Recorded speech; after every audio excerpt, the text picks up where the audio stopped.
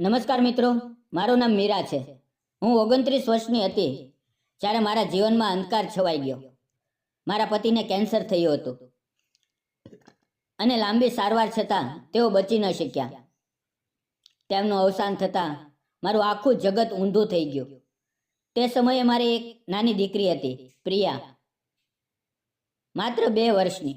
મારું જીવન એકદમ અંધકારમય બની ગયું હતું. હું નાના ગામમાં સાસરે રહેતી હતી અને ત્યાં વિધવા સ્ત્રી માટે જીવન ખૂબ કઠણ હતું. લોકોની ઝેરી નજરો, ટિપ્પણીઓ અને સમાજના અસંખ્ય નિયમો મને દરરોજ તોડતા હતા. લોકો કહેતા, હવે કોણ તારી સંભાળ રાખશે? આ દીકરીને લઈને કેવી રીતે જીવીશ? આવી વાતો સાંભળીને મારું હૃદય ચૂર ચૂર થઈ જતું. પરંતુ મારી નાની દીકરીનો ચહેરો જોતા મને હિંમત આવતી કે મારે લડવું જ પડશે. હું મારા માતા પિતા પાસે પાછી આવી. તેઓએ મને ઘણો સહારો આપ્યો, પરંતુ હું જાણતી હતી કે મારે આત્મનિર્ભર બનવું પડશે. મેં શહેરમાં એક હોસ્પિટલમાં રિસેપ્શનિસ્ટની નોકરી મેળવી. કામ મુશ્કેલ હતું, પરંતુ હું મારી દીકરી માટે કંઈ પણ કરવા તૈયાર હતી. સવારે વહેલા પ્રિયાને મારા મામાની પત્નીને સોંપતી, ઓફિસે જતી અને સાંજે થાકી હારીને પાછી આવતી અને રાત્રે તેને ભોજન આપતી. મારું જીવન એક યાંત્રિક દિનચર્યા બની ગયું હતું. અંદરથી હું સંપૂર્ણપણે ખાલી અને એકલી હતી. મને લાગતું કે બાકીનું જીવન હવે આ નિરાશામાં જ વીતતું જશે. લગભગ 1 વર્ષ પછી હોસ્પિટલમાં નવા ડૉક્ટર નિમેશ જોડાયા. તેઓ બાળરોગ વિશેષજ્ઞ હતા અને તેમનો સ્વભાવ અત્યંત નરમ અને સંવેદનશીલ હતો. નિમેશ પોતે એક વિધુર હતા. તેમની પત્નીનું પ્રસ્તુતિ દરમિયાન અવસાન થયું હતું અને તેઓ પોતાના 6 વર્ષના દીકરા અર્જુનને એકલા જ ઉછેરતા હતા. તેમની આંખોમાં હું એક છુપાયેલું દુઃખ જોઈ શકતી હતી, જે મારા પોતાના દુઃખ જેવું જ હતું. શરૂઆતમાં અમે હોસ્પિટલમાં કામકાજની વાતો જ કરતા.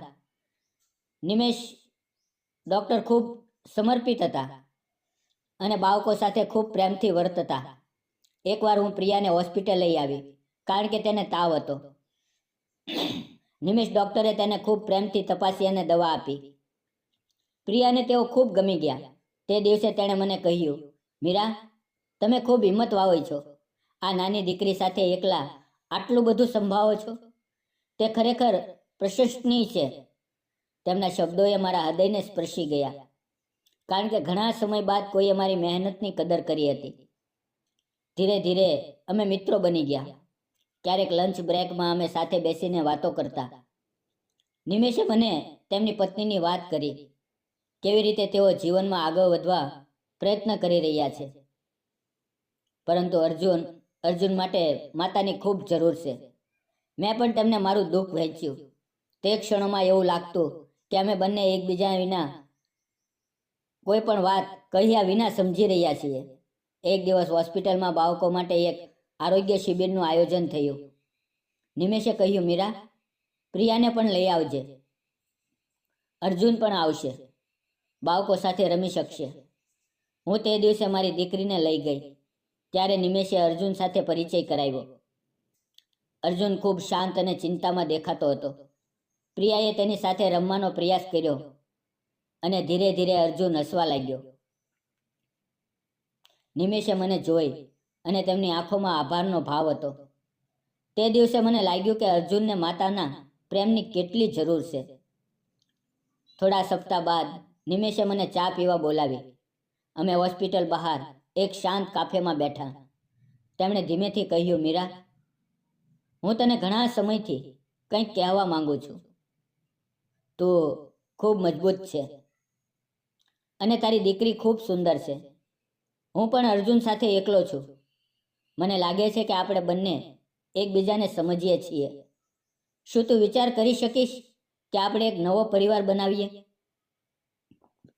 હું તને અને તારી દીકરીને ભરપૂર પ્રેમ અને સુરક્ષા આપીશ અને અર્જુનને માતાનો પ્રેમ મળશે.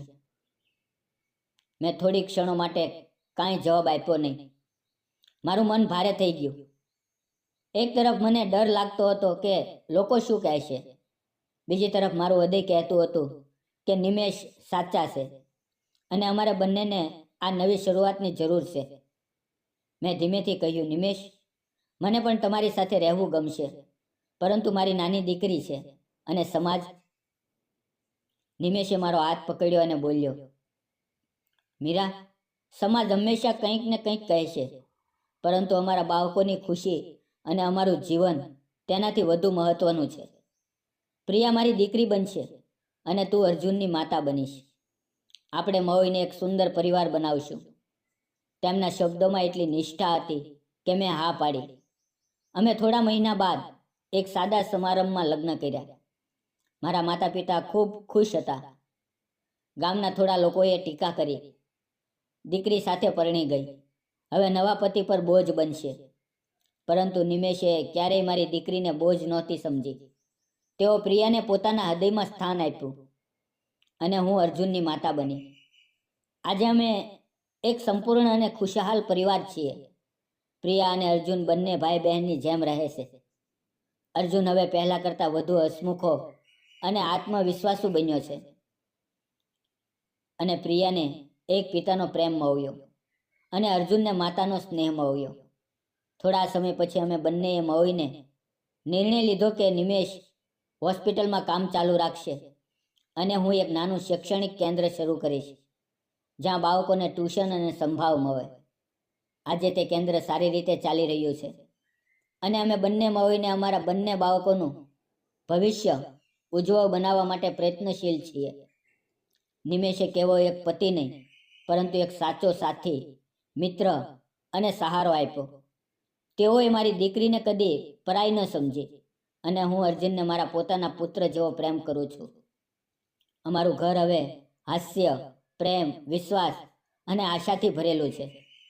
દરરોજ સવારે જ્યારે બંને બાળકો સાથે રમતા હોય છે, ત્યારે મને લાગે છે કે જીવને મને બીજી તક આપી છે અને મેં તેને પૂરા દિલથી સ્વીકારી છે. મિત્રો, જીવન ક્યારેય આપણને તોડી પાડે છે, પરંતુ સાચો પ્રેમ, વિશ્વાસ અને હિંમતથી આપણે ફરીથી ઊભા થઈ શકીએ છીએ. જીવનમાં બીજી તક સ્વીકારવી એ કોઈ નબળાઈ નથી, પરંતુ મજબૂતાઈની નિશાની છે. દરેક વ્યક્તિને પ્રેમ કરવાનો અને સુખી થવાનો, જીવન જીવવાનો હક છે. ભલે તેણે કેટલું પણ દુઃખ જોયું હોય. સમાજના નિયમો અને લોકોની ટીકાઓથી વધુ મહત્વનું તમારું અને તમારા બાળકોનું સુખ છે. અમારી આ વાર્તા તમને કહે છે કે જીવનમાં ફરી પ્રેમ કરવાની હિંમત રાખો, ફરી વિશ્વાસ કરો અને ફરી જીવવાનો પ્રયત્ન કરો. તૂટેલા હૃદયો પણ ફરી ભેગા થઈ શકે છે અને નવા સંબંધમાં નવું જીવન ખીલી શકે છે. પૈસા, સમાજનો દરજ્જો, લોકોના વિચારો, આ બધું અસ્થાયી છે, પરંતુ જે હૃદય તમને સાચા પ્રેમથી સ્વીકારે, જે તમારા બાળકોને પોતાના બાળકો જેવો પ્રેમ કરે, તે જ સાચી સંપત્તિ છે. જો અમારી આ વાર્તા તમને પ્રેરણા આપી હોય તો તમારા વિચારો અમારી સાથે શેર કરજો અને યાદ રાખજો, જીવનનો કોઈ પણ પ્રકરણ અંતિમ નથી. નવા પ્રકરણો હંમેશા શરૂ થઈ શકે છે. આભાર અને ખૂબ ખૂબ પ્રેમ.